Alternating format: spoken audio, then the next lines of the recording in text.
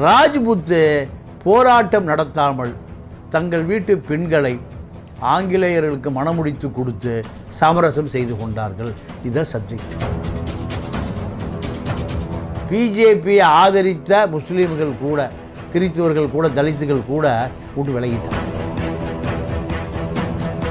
ஒரு கட்சி எப்படியாவது கூட சேர்த்துக்கணும்னு சொல்லி அதிமுக படாத பாடுபட்டு பிரேமலதாவுக்கு 50 கோடி ரூபா கொடுத்து விலைக்கு வாங்கியிருக்கார் எடப்பாடி. காங்கிரஸ் இந்துத்துவா தான், ஆனால் பிஜேபியை தீவிர இந்துத்துவா.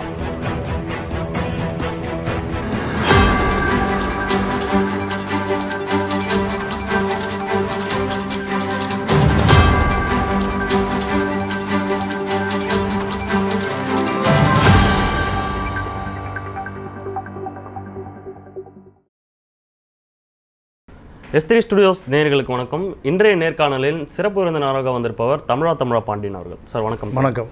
தேர்தலுக்கு பிறகான பிரச்சாரங்களில், வெளி மாநிலங்களில் இருக்கக்கூடிய பிரச்சாரங்களில் வெறுப்பு பிரச்சாரங்கள் செய்து வருவதையும் நாம் தொடர்ந்து பார்த்து கொண்டே வருகிறோம். நேற்றைய முன்தினம் எல்முருகன் அவர்கள் காங்கிரஸையும் டிஎம்கேவையும் குற்றம் சாட்டியிருக்கார். என்னென்னு குற்றம் சாட்டியிருக்காருன்னா, பட்டியலினத்தவர்கள்கிட்ட இருக்கக்கூடிய ரிசர்வேஷனை வாங்கி அவர்களுக்கு சாதகமாக இருக்கக்கூடிய வாக்கு வங்கிக்கு கொடுக்க போகிறாரு அப்படிங்கிறதா சொல்கிறாரு. அவர்களுக்கு சாதகமான வாக்கு வங்கின்னு அவர் சொல்கிறது இஸ்லாமியர்களோட வாக்குகளை தான் சொல்கிறார். இது எப்படி நடக்கும் சார்? இது எப்படி சாத்தியமாகும்? எதனால் இந்த குற்றம் சாட்டுகிறார்? இப்போது பிஜேபியை பொறுத்தவரை பிஜேபி வட இந்திய வாக்கு வங்கி சரிந்து கொண்டிருக்கிறது.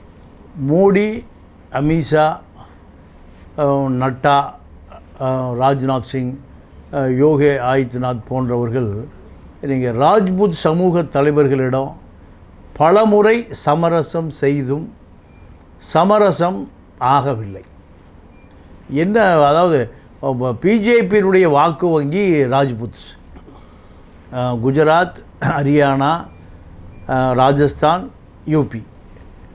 இங்கே ஒரு தேர்தலுக்கு முன்பு, அதாவது ஒரு 10 நாட்களுக்கு முன்பு பிஜேபி நாடாளுமன்ற உறுப்பினர் விஜய் ரூபே அவர் தலித்து வாக்கு வங்கியை குறிவைத்து என்ன பேசுகிறாருன்னா, தலித்துக்கள் ஆங்கிலேயர்களை எதிர்த்து வீரம் செறிந்த போராட்டம் நடத்தினீர்கள், ஆனால் ராஜ்புத்து போராட்டம் நடத்தாமல் தங்கள் வீட்டு பெண்களை ஆங்கிலேயர்களுக்கு மணமுடித்து கொடுத்து சமரசம் செய்து கொண்டார்கள்.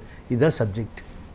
அப்போது ராஜ்புத் ஒரு பெரிய வாக்கு வங்கி, பிஜேபி வாக்கு வங்கி, ராஜ்புத்தினால உயர் ஜாதி வாக்கு வங்கி.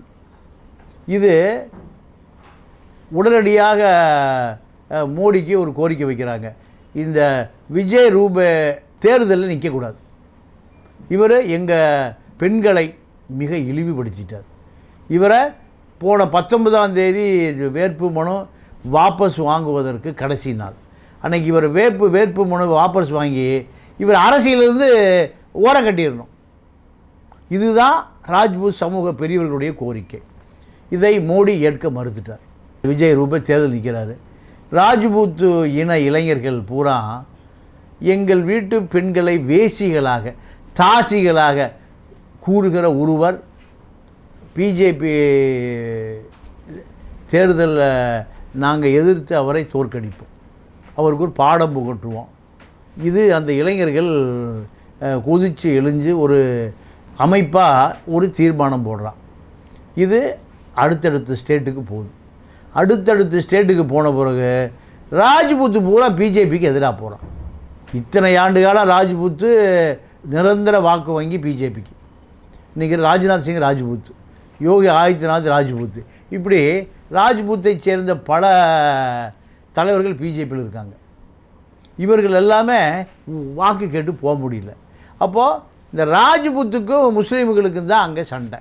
ராஜ்புத்துக்களை முகலாய ஆட்சி வருவதற்கு முன்பு ராஜபுத்திரர்கள் பூரா கொல்லப்படுகிறார்கள்.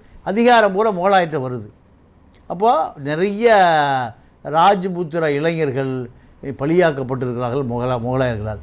அப்போது இந்த ராஜபுத்தருடைய கோபத்தை குறைக்கணும்னா முஸ்லீம்கள் மீது வெறுப்பு பிரச்சாரம் பண்ணணும். முஸ்லீம்கள் அதிகமான குழந்தை பெற்றுக் கொள்கிறார்கள். காங்கிரஸ் முஸ்லீம்களுக்கு இந்துக்களுடைய சொத்தை எடுத்து கொடுக்க போகுது. இப்படியான நீங்கள் ஓட்டு போடாத அத்தனை பேருக்குமான பிரதமர் மோடி. அப்போது மோடி இதை ராஜ்புத்து இளைஞர்களை, ராஜ்புத்து பெண்களை, ராஜ்புத்து சமூக தலைவர்களை சமாதானப்படுத்தணும்னா முஸ்லீம்கள் மீது வெறுப்பு பிரச்சாரத்தை ஏவிவிடும். இதுதான் இதற்கான சூத்திரம். ஆனால் இந்த சூத்திரம் எப்படின்னா, காங்கிரஸுக்கு ஆதரவாக இல்லாத முஸ்லீம்களையும் கிறிஸ்துவர்களையும் தலித்துக்களையும் நேரடியாக காங்கிரஸ் கூட சேர்த்துருச்சு. நீங்கள் 1லேருந்து ஆரம்பித்த காங்கிரஸ் வாக்கு வங்கி இப்போ 20லேருந்து ஆரம்பிக்குது. முஸ்லீம், கிறிஸ்துவன், தலித்து 3 பேர் ஏற்கனவே மோடியை யார் பக்கம் தள்ளி விட்டார்? காங்கிரஸ் பக்கம் தள்ளி விட்டார். இந்த வெறுப்பு பேச்சு தான் பிஜேபியை ஆதரித்த முஸ்லீம்கள் கூட, கிறிஸ்துவர்கள் கூட, தலித்துகள் கூட விட்டு விலகிட்டான். இப்போ அதைத்தான் முருகன் என்ன சொல்கிறாரு, சவுத்தில் என்ன சொல்கிறாரு, கேரளாவுக்கு இப்போ பிரச்சாரம் பண்ண போகிறார்.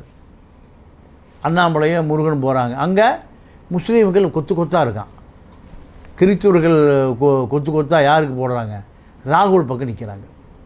கம்யூனிஸ்ட்டை தூக்கி எறிஞ்சு ராகுல் பக்கம் நிற்கிறாங்க. கம்யூனிஸ்டுகள் தான் அவங்க. நீங்கள் அங்கே கேரளாவில் கம்யூனிஸ்டுகள் காங்கிரஸோடு நின்று பிஜேபி எதிர்க்க வேண்டியவர்கள் ராகுலை பலவீனப்படுத்துவதற்காக அங்கே கம்யூனிஸ்ட்டும் களத்தில் நிற்கிது. அப்போ கம்யூனிஸ்ட் ஓட்டு இது வரைக்கும் எங்கே யாருக்கு விழுந்துட்டு இருந்தது? ராகுலுக்கு விழுந்துட்டு இருந்தது. இப்போ அது ராகுலுக்கு விழுக்காது. ராகுல், கம்யூனிஸ்ட்டு, பிஜேபி மும்முனை போட்டியாக மாறிச்சு. முதல்ல 2 முனை போட்டி தான். திட்டமிட்டு கம்யூனிஸ்டையும் நீங்கள் ஆர்எஸ்எஸ் இறக்கி விட்ருக்கு. இதுக்குள்ளே பெரிய சூழ்ச்சி இருக்குது. அப்போது இதையெல்லாம் தாண்டி நீங்கள் முருகனும் அண்ணாமலை என்ன சொல்கிறாங்கன்னா, நீங்கள் பிஜேபிக்கு வேலை செய்கிற பொழுது பெருவாரியான இந்துக்கள் அங்கே இந்து, முஸ்லீம், கிறிஸ்து சம அளவில் இருக்காங்க. வயநாட்டில் 35% 3 சமூகமே இருக்குது. அப்போ இந்த வாக்கு வங்கி கிறிஸ்துவர் வாக்கு வங்கி விழுகாது, முஸ்லீம் வாக்கு வங்கியும் விழுகாது. இது 2 காங்கிரஸ் தான் விழுகும். அப்போ எல்முருகனுடைய வெறுப்பு பேச்சு என்னென்னா, முஸ்லீம்களுக்கு ஆதரவான பிஜேபி. அப்போ பெருவாரியான இந்துக்கள், ஒரு இந்து கூட காங்கிரஸுக்கு போடக்கூடாது, ஒரு இந்து கூட கம்யூனிஸ்ட்டுக்கு போடக்கூடாது. ஏன்னா இந்து சனாதனத்துக்கு கம்யூனிஸ்ட் எதிரி, காங்கிரஸும் எதிரி. முஸ்லீம்களை மட்டுமே நம்பி தேர்தல் நிற்கிற காங்கிரஸுக்கு இந்துக்கள் வாக்கு போடக்கூடாது, முஸ்லீம் ஆதரவு தளம்தான் காங்கிரஸுக்கு. இதைத்தான் முருகனும் தெற்கில் சொல்கிறாரு, வடக்கில் மோடி இதைத்தான் சொல்கிறாரு. இப்போ இந்த வெறுப்பு பேச்சு ஒட்டுமொத்தமான இந்துக்களை பிஜேபிக்குள்ளே கொண்டு வந்துடும், முஸ்லீம்களை முழுசாக காங்கிரஸுக்கு கொண்டு போயிடும். இந்த 2மே யார் செய்கிறான்னா மோடி தான் செய்கிறார். ராஜ்புத்து எதிராக இருக்காங்க. அதே போல் விவசாயிகளான ஜாட்டு ஹரியானா, பஞ்சாப், ராஜஸ்தான், மத்திய பிரதேஷ் எல்லாம் ஜாட் சமூகம் பெரிய அளவில் விவசாய சமூகம். அவன் பூரா 1000 பேர் செத்து போயிட்டான் 2-3 வருஷம். இப்போ போராடி கிடக்கிறான், முடிஞ்சு ஜெயிலில் போட்டிருக்காங்க. அப்போது ஜாட்டு எதிராக வந்துட்டான், ராஜ்பூத் எதிர், முஸ்லீம்கள் எதிர், கிறிஸ்துவர்கள் எதிர், தலித்துகள் எதிர். அப்போ பிஜேபியினுடைய வாக்கு வங்கி செதறி போயிடுச்சு.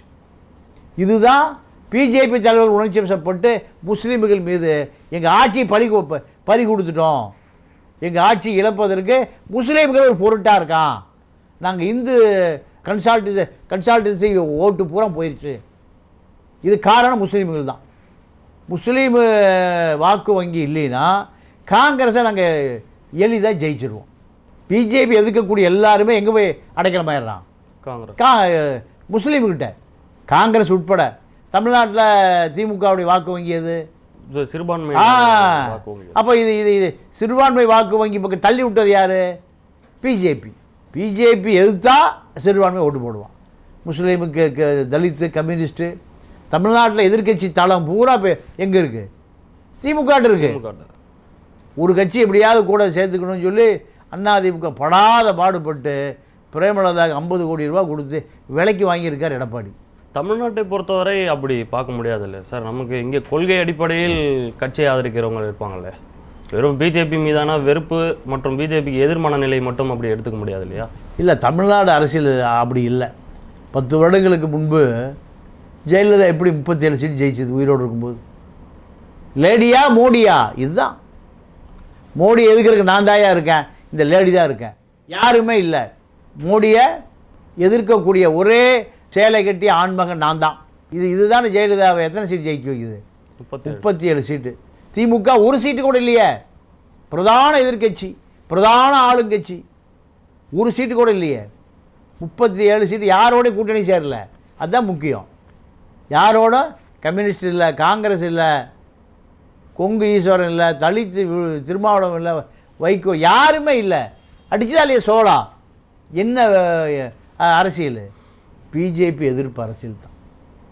ஜெயலலிதா இல்லை. இப்போது போன 2019 தேர்தல் எப்படி இருந்தது? சனாதனத்தை நாங்கள் தான் எதுக்கிறோம். அதிமுக பிஜேபி பக்கம் போயிடுச்சியா? நாங்கள் தான். எங்கள் விட்டவங்களுக்கு நாதியே கிடையாது.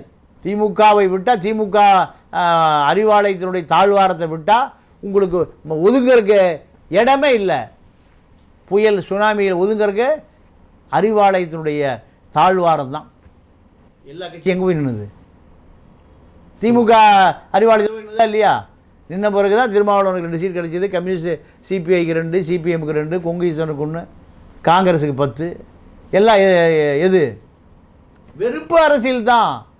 பிஜேபியை எதுக்கணும், சனாதனத்தை எதுக்கணும், இதுதான் அரசியல். தமிழ்நாடு இதுதான். இப்போ வட இந்தியாவில் பிஜேபியை இந்துத்துவா அரசியலை, அதாவது தீவிர இந்துத்துவா, சாப்பிட்ட இந்துத்துவா, 2 இந்துத்துவா இருக்குது. காங்கிரஸும் இந்துத்துவா தான், ஆனால் பிஜேபியை தீவிர இந்துத்துவா. இப்போ என்ன நடக்குதுன்னா, தனிமைப்பட்டு நிற்குது. என்ன பிஜேபிக்கு வாக்களித்த பெருவாரியான இந்து சமூகமே இப்போ பிஜேபி வெளியேறுதே. பிஜேபியோட வெற்றி எப்படி சாத்தியப்படும்? பிஜேபி எதிர்ப்பு ஓட்டும் பிஜேபி கொடுக்கல, பிஜேபி ஆதரவு தலை எதிர்ப்பாக மாறுது. அப்போது பிஜேபி படுபாதாளமாக போகுது. இதுதான் பிஜேபி தலைவர்களுக்கு வெறுப்பு. நம்ம கண்ணு முன்னாடியே நாம் கட்டிய சாம்ராஜ்யம் சமாதி ஆகுது, சரிஞ்சு உழுகுது. இதுதான் முருகனாக இருந்தாலும் சரி, டெல்லியில் இருக்கக்கூடிய மோடியாக இருந்தாலும் சரி, நட்டா, அண்ணாமலை, எல்லாருக்குமான வெறுப்பு உச்சகட்டம் வருவதுக்கு என்ன காரணம்? சாம்ராஜ்யம் சரியுது, சாம்ராஜ்யம் அழியுது. பிஜேபி முதல் கட்ட தேர்தல் வாக்குப்பதிப்பை மிகப்பெரிய பின்னடைவு. இதுதான் இவர்களுடைய பதட்டம், இவர்களுடைய கோபம். அனைத்துக்கும் காரணம் பிஜேபியுடைய கட்டுக்கோப்பான வாக்கு வங்கி சிதற ஆரம்பித்து விட்டது. 7 கட்டமாக தேர்தல் நடத்திட்டு இருக்காங்க சார். இப்போ முதல்ல தமிழ்நாட்டின் தேர்தலை நடத்தி முடிப்பதற்கான காரணம் என்னவாக இருக்கும் சார்? எப்படி இங்கே நம்ம ஜெயிக்க போகிறதில்ல, அதனால் முதல்ல அதை பண்ணிடுவோம், அதுக்கப்புறம் மீதி பிரச்சாரங்கள் மூலிமா மற்ற தேர்தல் கவனம் செலுத்துவோம் அப்படிங்கிற நோக்கமா, இல்லை இதை எப்படி பார்க்க முடியுது சார்? இல்லை, மோடி எல்லா பிரச்சார பயண திட்டமும் மோடியை நம்பி தான் இருக்குது. பிஜேபியில் வேறு ஆளே இல்லை. காங்கிரஸில் எப்படி ராகுல் காந்தி, அதே போல் பிஜேபியில் மோடி. அப்போது பிஜேபி சுற்றுப்பயணம் செய்யக்கூடிய நீங்கள் வசதிக்கு ஏற்பத்தான் 7 கட்ட வாக்குப்பதிப்பு மோடியினுடைய ஆலோசனையின்படி. சூரத்தில் என்ன நடந்தது? வேட்பாளர் நாமினேஷன் போர்டுக்கு முந்தைய அவர் ஜெயிச்சிட்டார், அதிகாரி அனௌன்ஸ் பண்ணுறான். சுப்ரீம் கோர்ட்டுக்கு போகுது. இப்போ காங்கிரஸ் வேட்பாளருக்கு ஒரு நாமினி இருப்பார்ல, இவர் தப்பாக கையில் போட்டு கொடுத்துட்டா சரி, அந்த நாமினி சரியாக கையில் போட்டு கொடுத்தாரா இல்லையா? ஒவ்வொரு வேட்பாளருக்கு இன்னொரு நாமினி இருப்பாங்க. அவருடைய வேட்புமனை ஏற்றிட்டீங்களா இல்லையா? வேட்பாளரும் தள்ளுபடி ஆயிடுச்சு, நாமினி தள்ளுபடி ஆச்சுன்னா அது எப்படி செயற்கையாக இருக்கு? இப்போ தேர்தல் ஆணையம் பிஜேபிக்கு இன்னொரு ப்ரைவேட்டு பார்ட்டியா அப்படிங்கிற மக்களோட ஒரு சந்தேகம் வந்துருச்சு. நீங்கள் 72% யார் சொல்கிறா? ஸ்டேட் எலெக்ஷன் கமிஷன் சொல்லுது. இது எல்லாமே டெல்லிக்கு போகுது. Central election commission 69. அப்போ எது உண்மை? அப்போ 3% மறைக்க வேண்டிய தேவை. 6 கோடி ஓட்டில் 3%, 63, 18, 18 லட்சம் பேருடைய ஓட்டு என்ன ஆச்சு? பதிவானது என்ன ஆச்சு?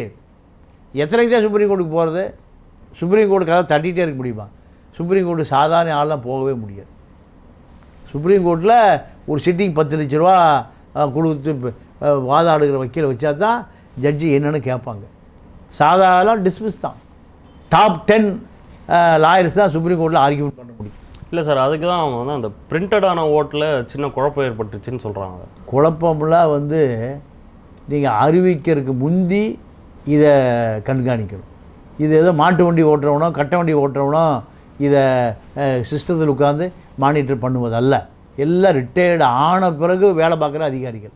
Rajiv Kumar election chief election commission retired ஆகிட்டார்.